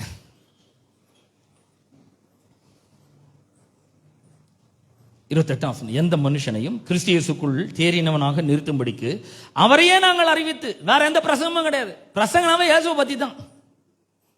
அவரையே நாங்கள் அறிவித்து எந்த மனுஷனுக்கும் புத்தி சொல்லி என்ன சொல்றாங்க? இயேசுவானவர் உனக்குள்ள இருக்கிறார்ப்பா, மகிமை நம்பிக்கையா இருக்கிறாரு, அவருக்குள்ள எல்லாமே இருக்கு, அவருக்குள்ள மகிமை இருக்கு, அவருக்குள்ள தேவ பிரசன்னம் இருக்கு, அவருக்குள்ள கடவுள் இருக்கிறாரு, அபிஷேகம் இருக்கு, உதவி இருக்கு, கடவுளோட உதவி இருக்கு, டிவைன் ஸ்ட்ரென்த் இருக்கு, அவருக்குள்ள இருக்குது எல்லாம். அவர் இப்ப உனக்குள்ள இருக்கிறார். இதான் புத்தி சொல்றது. எந்த மனுஷனுக்கும் எல்லா ஞானத்தோடும் உபதேசம் பண்ணுகிறோம். எத்தனை பேர் விசுவாசிக்கிறீங்க? எனக்குள்ள இயேசுவானவர் மகிமையின் நம்பிக்கையாக இருக்கிறார். இப்ப நம்ம என்ன பண்ண பாருங்க. அடுத்த வசனம் சொல்லு. அதற்காக உள்ள ஒரு பெரிய வல்லம் இருக்கு. உள்ள இயேசுவானவர் வந்துட்டாரு. அவர் மகிமை நம்பிக்கையா இருக்கு, ஞானம் இருக்கு, வல்லம் இருக்கு, அபிஷேகம் இருக்கு, மகிமை இருக்கு, எல்லாமே உள்ள இருக்கு. இப்ப நான் என்ன பண்ணோம்? அதற்காக நான் எனக்குள்ளே வல்லமையாய் கிரியை நடப்பிக்கிற. என்ன ஆச்சுன்னா, இப்ப உள்ள ஒரு வந்துட்ட பிறகு அவர் என்னுடைய ஆவியோட கூட ஒன்னாயிட்டார், உங்க ஆவியோட கூட அவர் ஒன்னா ஆயிட்டாரு. இப்ப என்ன பண்றோம்னா, நானும் அவரை கை கோர்த்து கொண்டு வேலையை செய்ய ஆரம்பிக்கிறோம். நானும் அவரை என்ன பண்ணியாச்சு? கை கோத்தாச்சு. நாங்க 2 பேரும் இப்ப ஒருத்தர் கோஆபரேட் பண்றோம், கையை பிடிச்சாச்சு. அவர் யாரு? எனக்குள்ளே வல்லமையாய் கிரியை நடப்பிக்கிற. இப்ப ஒர்க்கிங் டுகெதர். அவர் என்னோட சேர்ந்து வேலை செய்யறாரு, நான் அவரோட சேர்ந்து வேலை செய்யறேன். ஆண்டவரே இப்ப நான் சர்ச்சுக்கு போன, வாங்க என் கூட வராரு, இப்போ வந்திருக்கிறாரு. இப்போ ஆண்டவர் நான் பிரசங்கம் பண்ண போறேன், ஆவியானவரே வாங்க எனக்குள்ள இருந்து வெளிப்படுங்க. இப்ப அவர் வெளிப்பட்டுனே இருக்குது. Working together. வல்லமை, எனக்குள்ளே வல்லமையாய் கிரியை நடப்பிக்கிற அவருடைய பலத்தின்படி போராடி பிரயாசப்படுகிறேன். இப்ப எவ்வளவு ஈஸி ஆயிடுச்சு பாருங்க. இப்போ ரொம்ப சுலபமாயிடுச்சு. ஏன்? இப்ப நான் மட்டும் செய்யல, இந்த வேலையை அவரோட சேர்ந்து செய்யறேன். நான் அவர் எனக்கு பேக்கப் பண்றாரு, அவர் என்னோட கூட இருக்கிறாரு, அவர் எனக்கு வசனத்தை காண்பிக்கிறாரு, அவர் எனக்கு உள்ள இருந்து சொல்லி தராரு. தம்பி இதை சொல்லு, இந்த ரகசியம் வெளிப்பட்டாச்சு, அவர் சித்தமாயிட்டாரு, பரிசுத்தவான்களுக்கு வெளிப்பட்டாச்சு. என்ன அந்த ரகசியம்? கிறிஸ்துவானவர் மகிமையின் நம்பிக்கையாக எனக்குள் இருப்பதே அந்த ரகசியம். அவர் இருக்கிறாருன்னு தெரிஞ்சிச்சுன்னா எனக்குள்ள வல்லமையாய் கிரியை நடப்பிக்கிறார். அவர் உள்ள பவர்ஃபுல்லா ஒர்க் பண்ணி இருக்கிறார். இயேசு ஒரு முறை சொல்றாரு பாருங்க, என் பிதா கிரியை செய்கிறவராய் இருக்கிறார். அவர் ஒர்க் பண்றாருன்றாரு. என் பிதா ஒர்க் பண்றாரு. யாருக்குள்ள? அவருக்குள்ள ஒர்க் பண்றாரு. என்ன நடக்குது? போற இடத்துல எல்லாம் சுகங்க. குஷ்டரோகி போய் தொட்டா அங்க சுகம் ஆயிடும். உடனே மொத்தம் ஸ்கின் எல்லாம் சும்மா மாறி போயிடுது. எல்லாமே புண்ணெல்லாம் மாறிடுது, நாத்தெல்லாம் போயிடுது, அசுத்தம்லாம் போயிட்டு சுத்தமும் உண்டாகுது. ஏன்? பிதா கிரியை செய்து கொண்டு இருக்கிறார். உள்ள பயங்கரம் பவர்ஃபுல்லா வேலை செய்யறாரு. பேதுருவின் மாமி ஜுரமா இருக்கிற போய் தொட்டோன்னு அவ சொசமாகிறா, சுகம் உண்டாகிறது, அற்புதம் நடக்கிறது. நான் சொல்றேன், கிருபை இருக்கும்பொழுது அற்புதங்கள் சாதாரணமா நடக்க ஆரம்பிக்கும். டே டு டே லைஃப்ல அற்புதம் அடிக்கடி நடக்க ஆரம்பிக்கும். நான் சொல்றேன், உள்ள நமக்குள்ள இவ்வளவு பெரிய வல்லமையும் மகிமையும் அபிஷேகத்தையும் ஞானத்தையும் தைரியத்தையும் டிவைன் ஸ்ட்ரென்த்தையும் வச்சுட்டு நம்மளே சோர்ந்து போய் உட்காந்துடக்கூடாதுங்க. நான் சொல்றேன், உள்ள பவர்ஃபுல்லா ஒருத்தர் கிரியை செய்யறாருன்றது நம்ம விசுவாசிக்க ஆரம்பிக்கணும். இன்னைக்குல இருந்து, இந்த க்ஷண பொழுதுல இருந்து உள்ள இருக்கிறவர் நல்ல வல்லமையா கிரியை செய்யறாரு. வெளியே நம்ம என்ன பண்றோம்? வெளியே பார்த்துட்டு இருக்கிறோம், நாங்க ஒண்ணுமே நடக்க மாட்டேங்குது. உள்ள பவர்ஃபுல்லா வேலை நடந்துன்னு இருக்குது. வியாதியஸ்தரை சுகமாக்குற வல்லமை உள்ள இருக்கு. மரித்தோரை உயிரோடு கூட எழுப்பக்கூடிய வல்லமை உள்ள இருக்குது. பவர்ஃபுல்லா வேலை செய்து பொருளாதாரத்தை சீர்குலைக்கிற எல்லா திட்டங்களையும் தவிடுபொடியாக்கி, பிசாசினுடைய திட்டங்கள் எல்லாம் தவிடுபொடியாக்கி, அந்த பொருளாதாரத்தெல்லாம் நம்மளை நோக்கி வர வைக்கக்கூடிய பவர் உள்ள வேலை செய்து கொண்டிருக்கிறது. நாம வேண்டிக்கிறதுக்கும் நினைக்கிறதுக்கும் கற்பனை பண்ணி பார்ப்பதற்கும் மிகவும் அதிகமாய் நமக்குள்ளே கிரியை செய்கிற வல்லமையின்படியே நமக்கு செய்ய வல்லவராகி அவருக்கு உள்ள ஒரு பெரிய வல்லமை கிரியை செய்துன்றத நம்ம விசுவாசிச்சு அதுக்கேற்ற மாதிரி நம்ம பேசும்பொழுது இப்ப அற்புதங்கள் நடக்க ஆரம்பிக்குது. கர்த்தர் கிருபையா அற்புதங்களை நடப்பிக்க ஆரம்பிக்கிறார். அற்புதம் சாதாரணமா நடக்க ஆரம்பிக்குது. நான் சொல்றேன், இது பெரிய இதெல்லாம் கிடையாது. அற்புதம் சாதாரணமா நடக்கணும். இப்போ ஏன்? உள்ள அவ்வளவு பெரிய பவர் வேலை செய்யுதுங்க. இயேசுக்குள்ள அந்த பவர் வேலை செஞ்சு அவர் சொல்ற, பிதா, என் பிதா கிரியை செய்கிறார். ஆனா விசுவாசிகளை பாருங்க, பிசாசுன்னா வேலை பண்றாங்க. அவன் செய்யற கிரியே நம்ம சொல்லுகிறோம். என்னைக்கு நம்ம இதை பார்க்க போறோம்? எனக்குள்ள ஒரு பெரிய பவர் வந்திருக்குங்க. எனக்குள்ள பரிசுத்த ஆவியானவர் இருக்கிறார். அவர் வரும்போது வல்லமை வந்தாச்சு, அவர் வரும்போது மகிமை வந்தாச்சு. அவர் எனக்குள்ள பவர்ஃபுல்லா கிரியை செய்து கொண்டு இருக்கிறார். என் சரீரம் தேவனுடைய ஆலயமா இருக்கிறது. அதுல வியாதிக்கு இடம் இல்ல. அதை நான் அனுமதிக்க மாட்டேன். அது என்ன விட்டு வெளியே போக சொல்றேன். நான் இயேசுவின் நாமத்தினால உள்ள பெரிய வல்லமை வேலை செஞ்சுட்டு இருக்குது. எல்லாத்தையும் நான் கவர்ந்து இழுக்க ஆரம்பிக்கிறேன். என்னோட கடன் பிரச்சனை எல்லாம் நீங்க ஆரம்பிக்கிறது. என்னுடைய வியாதி பிரச்சனை நீங்குது. என் கட்டுகள்லாம் அவிழுகிறது. எல்லாவற்றிலிருந்து என்னை விடுவிக்கிறவராக இருக்கிறார். என கர்த்தருடைய ஆவியானவர் எங்க அங்கு விடுதலை உண்டுன்னு சொல்லிடுது. அவர் எனக்குள்ளதான் இருக்கிறாரு. அப்ப எனக்குள்ள விடுதலை இருக்கிறது. என் வாழ்க்கையில எனக்கு தேவையான எல்லா விடுதலை எனக்குள்ள இருக்குது. எல்லா நன்மை எனக்குள்ள இருக்குது. எல்லா ஆசீர்வாதம் எனக்குள்ள இருக்கு. எல்லா பவரும் எனக்குள்ள இருக்குது. எல்லா சுகமும் எனக்குள்ள இருக்குது. எல்லா செழிப்பும் எனக்குள்ள இருக்குது. இப்ப நான் என்ன பண்ணும்? உள்ள எனக்குள்ள வல்லமையா கிரியை நடப்பிக்கிறார்ல, அவரோட சேர்ந்து போராடி பிரயாசப்படணும். நம்ம ஒரு முயற்சி எடுக்கணும். ஆண்டவரே, நீர் உள்ள இருக்கிறன்றத விசுவாசிக்கிறேன். எனக்குள்ள பவர்ஃபுல்லா வேலை செஞ்சு கொண்டு இருக்கிறன்றதை விசுவாசிக்கிறேன். உங்களுடைய கிருபையினால எனக்குள்ள நீர் வந்திருக்கிறீர். கிருபையினால சத்தியத்தினால் நிறைந்தவரா எனக்குள்ள வந்துட்டு நீர். இந்த கிருபை என் மூலமா வெளிப்படட்டும், மகிமை என் மூலமா வெளிப்படட்டும், ஜீவன் என் மூலமா வெளிப்படட்டும், வெற்றி என் மூலமாக வெளிப்படட்டும். நான் பிரகாசிக்கிட்டு ஆண்டவரே, இந்த இருள் பூமியை காரிருள் ஜனங்களை மூடி இருக்கலாம், ஆனா என்ன லைட் மாதிரி வச்சிருக்கிறீர். நான் இந்த உலகத்தில் லைட் மாதிரி இருக்கிறேன். நான் பிரகாசிக்கணும். உதிக்கிற என்னுடைய வெளிச்சத்தின் இடத்திற்கு பூமியின் ராஜாக்கெல்லாம் நடந்து வரட்டும். சுத்திலும் கண்ணை ஏறெடுத்து பார்க்கிறேன். எல்லாரும் திரளாய் கூடி என்கிட்ட வரதை நான் பார்க்கிறேன். எல்லாரும் பொண்ணை கொண்டு வரதை நான் பார்க்கிறேன்னு சொல்லி நம்ம சொல்லும்போது நான் சொல்றேன், எல்லாமே நம்மகிட்ட வரும்.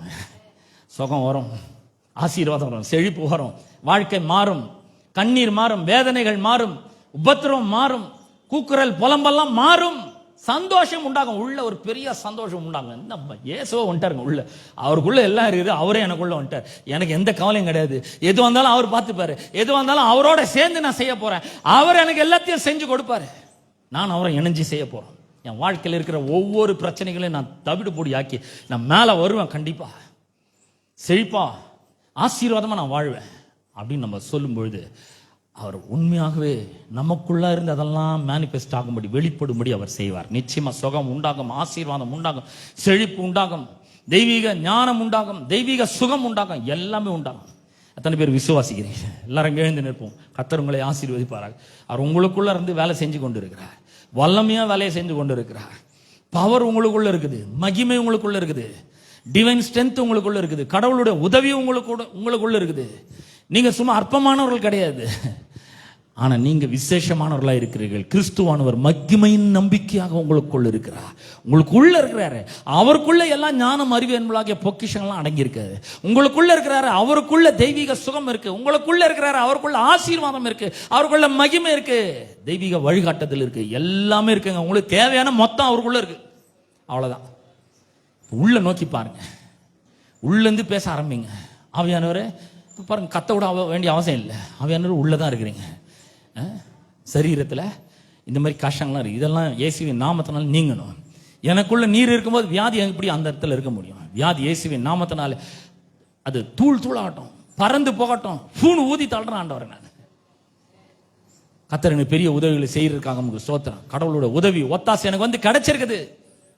பலன் அடைந்திருக்கிறேன். நான் கொஞ்சம் கொஞ்சமா இல்ல, முழுசா பலன் அடைந்திருக்கிறேன். பவரை ரிசீவ் பண்ணியிருக்கிறேன். இயேசுவின் நாமத்தினால எனக்கு எல்லா விதத்திலும் சகாயம் உண்டாகட்டும், உதவி வந்து கிடைக்கட்டும், பலன் கிடைக்கட்டும், வாழ்க்கையில முன்னேறி செல்லட்டும் என்று நாம சொல்ல வேண்டும். ஜெபிப்போம். அன்பின் பிதாவே, உம்முடைய குமாரனாகிய இயேசு கிறிஸ்துவின் நாமத்திலே உம்மண்டை நாங்கள் வருகிறோம். இந்த அற்புதமான ஜெப வேளைக்காய் ஆண்டவரே, ஆராதனைக்காய் உமக்கு நன்றி செலுத்துகிறோம். இயேசுவின் நாமத்தினாலே ஆண்டவரே, நாங்கள் கேட்ட சத்தியத்திற்காக உமக்கு நன்றி செலுத்துகிறோம். இயேசுவானவர் ஆண்டவரே மகிமையின் நம்பிக்கையாக எங்களுக்குள்ள இருக்கிறார். அதற்காக உமக்கு ஸ்தோத்திரம். இயேசுவானவர் கிருபையினாலும் சத்தியத்தினாலும் நிறைந்தவராய் எனக்குள்ள நீர் வாசம் பண்ணுகிறதற்காக உமக்கு நன்றி செலுத்துறோங்க தாவே. அப்பாமை ஸ்தோத்தரிக்கிறோம். இயேசுவின் நாமத்தினாலே இதை ஒவ்வொரு நாளும் ஆண்டவரை நாங்கள் யோசித்து பார்த்து, கற்பனை செய்து பார்த்து, இதை எண்ணி பார்த்து, இதை தியானித்து பார்த்து, ஆண்டவரை என் நீர் எங்களுக்குள்ளே வந்து எங்களுக்குள்ளே உலாவி எங்கள் தேவனாய் இருக்கிறீர். எங்களுடைய ஆவியுடனே கூட ஒரே ஆவியாய் இருக்கிறீர். ஆண்டவரை எங்களுக்குள்ளே வல்லமையாய் நீர் கிரியை செய்து கொண்டிருக்கிறீர். எங்களுக்குள்ளே அபிஷேகத்தை வைத்திருக்கிறீர், எங்களுக்குள்ளே சமாதானத்தை வைத்திருக்கிறீர், எங்களுக்குள்ளே வல்லமை வந்திருக்கிறது, எங்களுக்குள்ளே தெய்வீக ஞானம் வந்திருக்கிறது, எங்களுக்குள்ளே தேவனுடைய மகிமை வெளிப்பட்டிருக்கிறது. உமக்கு நன்றி செலுத்துகிறோம். கர்த்தாவே உம்மை ஸ்தோத்திரிக்கிறோம் ஆண்டவரே. இது ஒவ்வொரு நாளும் எண்ணி பார்த்து எங்களை எதிர்த்து வருகிற எல்லா பிரச்சனைகளிலிருந்து நாங்கள் விடுவிக்கப்பட எங்கள் உதவி செய்யும்படியாக நாங்கள் ஜெபிக்கிறோம். ஒவ்வொரு பிரச்சனைகளை நாங்கள் மேற்கொள்ள எங்களுக்கு உதவி செய்வீராக. எங்களுடைய வாழ்க்கை ஆண்டவரே, எங்களுடைய சுய பலத்திலோ எங்களுடைய சுய சக்தியிலோ நாங்கள் வாழ முடியாது ஆண்டவரே. தேவனுடைய பலத்திலே, தேவனுடைய சக்தியிலே, பரிசுத்த ஆவியானுடைய வல்லமையிலே நாங்கள் வாழ எங்களுக்கு உதவி செய்வீராக. உள்ள நாங்கள் மெய்யான நீதியிலும் பரிசுத்தத்திலும் தேவனுடைய சாயலாக சிருஷ்டிக்கப்பட்ட புதிய மனுஷனை தரித்து கொண்டிருக்கோம். உள்ள நாங்கள் பவர்ஃபுல்லா இருக்கிறதுக்காக உங்களுக்கு நன்றி செலுத்துறோம். ஒவ்வொரு நாளும் அதை நாங்கள் எண்ணி பார்க்கட்டும். வாழ்க்கை மாறுகிறதுக்காக உமக்கு ஸ்தோத்திரம். தொடர்ந்து சத்தியத்தை கேட்ட ஜனங்களுக்காக நான் ஜெபிக்கிறேன். இயேசுவின் நாமத்தினால அவர்களுடைய வாழ்க்கை ஆசீர்வதிக்கப்படட்டும். ஆண்டவரே உமக்கு நன்றி செலுத்துறோம். குறைவோடு, தாழ்ச்சியோடு, தரித்திரத்தோடு, இல்லாமையோடு, வறுமையோடு, ஏழ்மையோடு வந்து இருக்கிற ஒவ்வொருவருக்காக ஜெபிக்கிறேன். ஆண்டவரே, அவர்களுக்குள்ளே ஒரு பெரிய டிவைன் வெல்த் டிரான்ஸ்பர் நடந்திருக்கிறதுக்காக உமக்கு ஸ்தோத்திரம். ஆண்டவரே, அவர்களை தேவனீர் நீர் சகல பரிபூர்ணத்தினாலும் நிரப்பி இருக்கிறதற்காக உமக்கு நன்றி செலுத்துறங்க தாவே. எல்லா பரிபூர்ணங்களும், தேவனுடைய பரிபூர்ணங்களும் அவர்களுக்குள்ளே இருக்கிறதற்காக உமக்கு நன்றி செலுத்துறோம். ஆண்டவரே, அவர்கள் தங்களுடைய வாழ்க்கை சிறப்பாக நடத்தட்டும். ஆண்டவரே, அவர்களுடைய வாழ்க்கையில சமாதானம் உண்டாகட்டும், வெற்றி உண்டாகட்டும், செழிப்பு உண்டாகட்டும், ஆசீர்வாதம் உண்டாகட்டும், அவர்களுடைய வாழ்க்கை மகிமைப்படட்டும் என்று ஜெபிக்கிறேன். அவர்கள் மேல் நீர் உதித்திருக்கிறேன். உம்முடைய மகிமை அவர்கள் மேல வந்திருக்கிறதுக்காக உமக்கு ஸ்தோத்திரம். அவர்கள் இந்த உலகத்தில் வெளிச்சமாய் இருக்கிறதற்காக உங்களுக்கு நன்றி செலுத்துகிறோம்.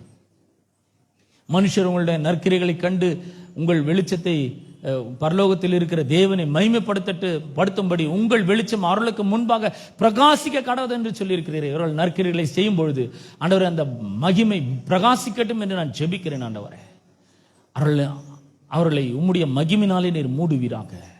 உமக்கு நன்றி செலுத்துறோங்க தான். இயேசுவின் நாமத்தினால் இவர்களை ஆசீர்வதிக்கிறேன். ஆண்டவரே, பொருளாதார குறைவு, தாழ்ச்சியோடு வந்திருக்கிற ஒவ்வொருவரும் நீர் உம்முடைய சம்பூர்ண நன்மையினால் நிரப்புவீராக. ஆண்டவரே, அப்பா, வியாதியோடு வந்திருக்கிற, பலவீனத்தோடு வந்திருக்கிற ஒவ்வொருவருக்காக ஜெபிக்கிறேன். பலன் உண்டாகட்டும், சுகம் உண்டாகட்டும் என்று ஜெபிக்கிறேன்.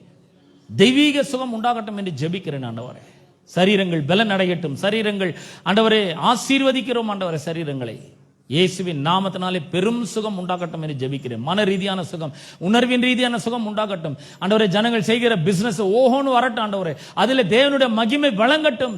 அவர்கள் வெற்றி மேல வெற்றி எடுக்கட்டும் என்று ஜெபிக்கிறேன். இத்தனை ஆண்டுகளாக ஒருவேளை நஷ்டத்தில் இயங்கி கொண்டிருக்கலாம்.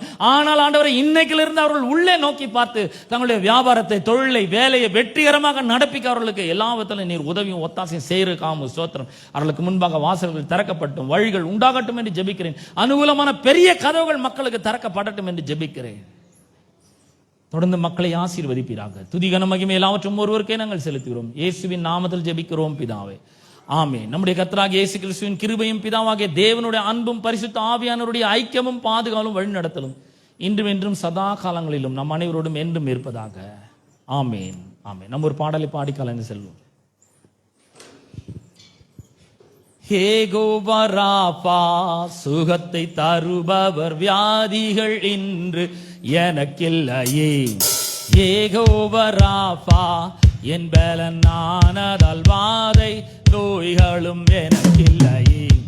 சிலுவையில் எனக்காய் ஜீவனை தந்ததால் எகிப்தின் ரோகங்கள் எனக்கில்லையே. மரணத்தை ஜெயித்து உயிரோடு எழுந்ததால் மரண பயமும் எனக்கில்லையே. உம்மை நம்புவோருக்கு பயம் இல்லையே, உம்மை தேடுவோருக்கு குறை இல்லையே. உம்மை நம்புவோருக்கு பயம் இல்லையே, உம்மை தேடுவோருக்கு குறை இல்லையே.